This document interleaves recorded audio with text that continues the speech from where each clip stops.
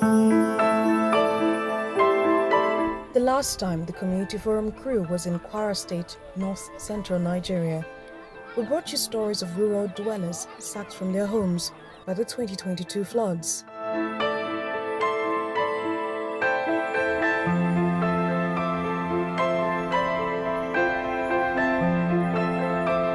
Apart from the complex scenes of hunger, displacement and confusion experienced, the sad reality is that most of these communities are emptied as dwellers move to safer urban cities daily.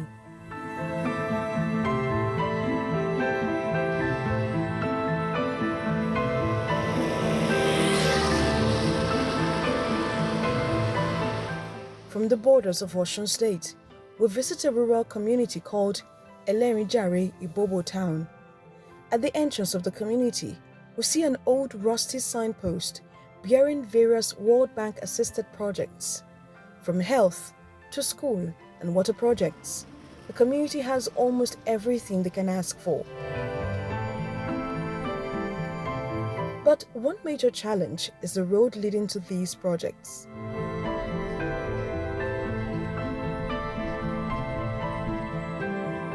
An untarred road from Gata town leads you to Elerinjare Ibobo. We grew up to know this road like this. It has been very bad since more than 4 decades ago. Whenever it rains, we find it difficult getting access to our communities because just as we are seeing here, we have about 2 something bridges like this. The first one and this is the second one. And this is the second one that is the very worst because whenever we travel down that we want to come and celebrate with our extended family, we find it difficult getting access because the place will be filled up by road. Even you can't even differentiate between where the bridges are not. So because of that, you just have to stay there for hours for the water to recede, to dry up a bit before you can have access to the to the community.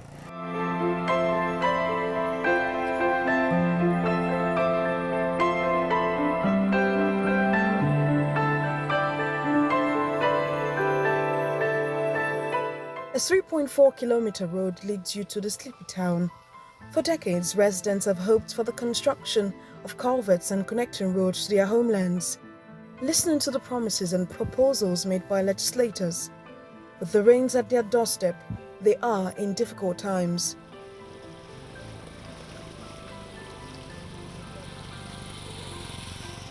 Every 4 years, you see the politicians coming to this community. Although we say maybe we are not so big or whatever, but they still come to campaign for our votes. And this is the main thing that we usually tell them that we want you to do.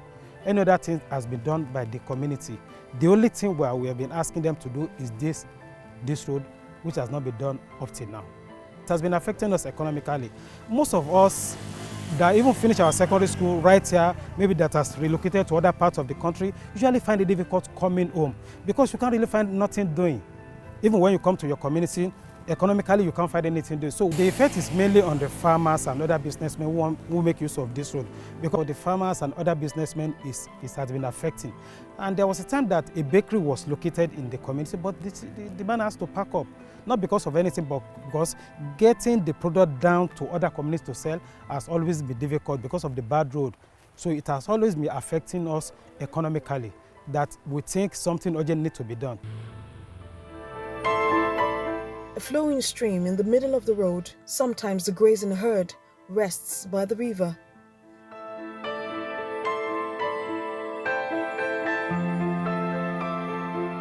At other times, residents from neighbouring communities take a break from the sun and long distances, since the only available mode of transportation is the motorcycle.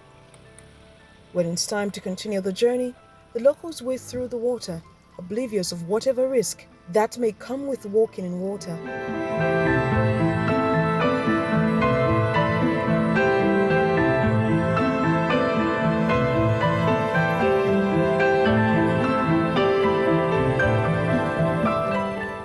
Once a well-populated, lively community, Elerinjare Ibobo in Ifelodun local government area of Kwara State is now a shadow of itself.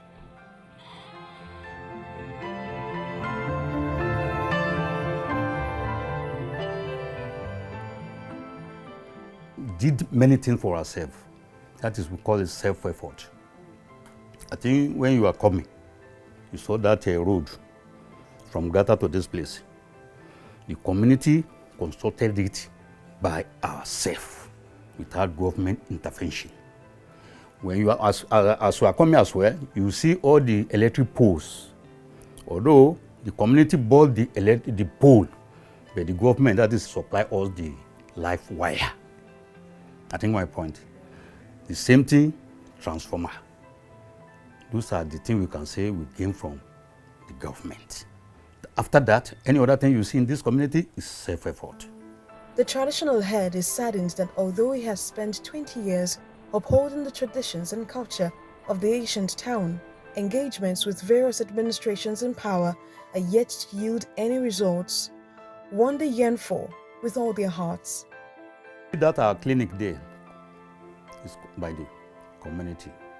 You see all this borehole surrounding is by community's effort. Our secondary school is community effort. The primary school is community effort.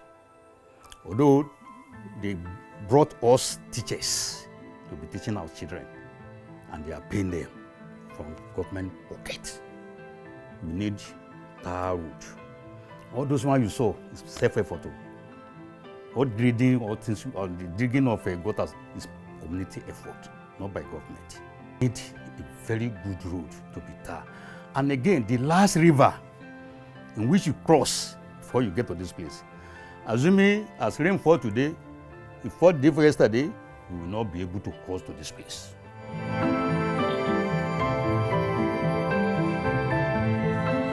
The likely fortunes of the agrarian community have been negatively impacted over the years by steady rural-urban migration of the children and families of the community, leaving behind ghosted homes and schools.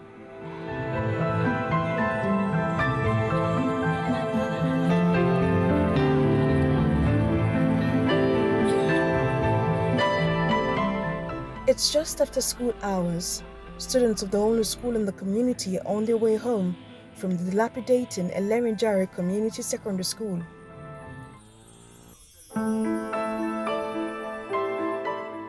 For old students like Yusuf Jamiu, the school, which sits on a large expanse of land, used to be the pride of the community. School is not like this. This is not how we left the school then. Then we used to have a science laboratory, and we used to have our chemistry lab. Also, we have a library then. But now, these days, we don't have something like that again. And we need a government support to come and help us. We need teachers. Also, as you can see, all these buildings, they are not like this before. Community that normally provide water for us then. So due to circumstances, our pipe water here is no more running again. So we need government support on that also. We have about 15 blocks in this school. But now, I think it's only 4 blocks that is functioning now again. Presently, the school has only 2 functional buildings. One is used as a classroom, the other is used as the administrative building. Buried behind the weeds is the examination hall. The structure looks dilapidated. Inside the hall, there are no writing boards on the walls. Limited and worn-out furniture scarcely litter the hall. Buildings are all dilapidated now. There's no more good structures. Like the libraries are not doing fine. So we need some renovation of the laboratory, some equipment. Likewise, our examination hall it's very bad now. You cannot stay there when the rain is falling, it's leaking, and most of the times the students are not comfortable. And for the student enrollment, it has gone down. The school authority has gone many times to the community to try to bring their children down to the village so they can school in their locality, right? But they are trying their best, but we need more of their effort. Occasionally, the community tries to construct structures that will accommodate the students, but their efforts are limited.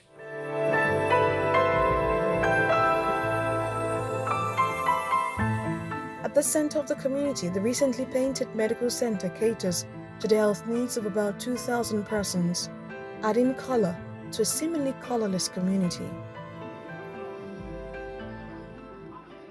Part of the community, because they did the whole job with their strength.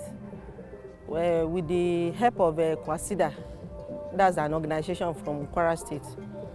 But we didn't have enough staff, because we are only 2 staffs here. And the work here is overloaded with 2 staff.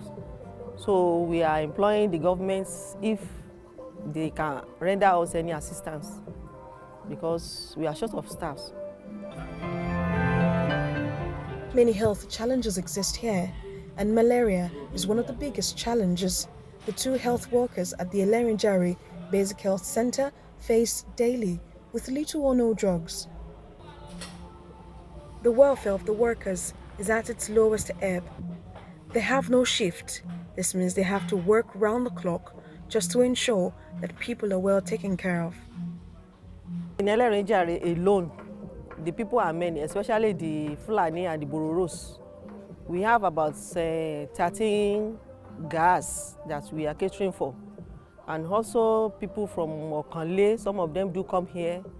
And from Awoni, along Ojoku Road, they do come here. So pertaining to immunization strength, I'm the only person in that area. So the work is just too much for me. We have an emergency that we will have to refer them to a primary healthcare center. It will be a difficult thing for us, because during this time, you know, it's rainy season. The bridge is nothing to write home about. So we're having problem with that bridge especially. And if the government can help us with the bridge and the road from Gata Junction to Ojoku, it's just about 45 minutes driving. Ojoku Ofa is very near to this place. So, but the road is bad. If they can help us with it, we'll be very happy with that. Especially if we have emergency case, to refer patients to other tertiary healthcare center. It's a difficult thing during rainy season.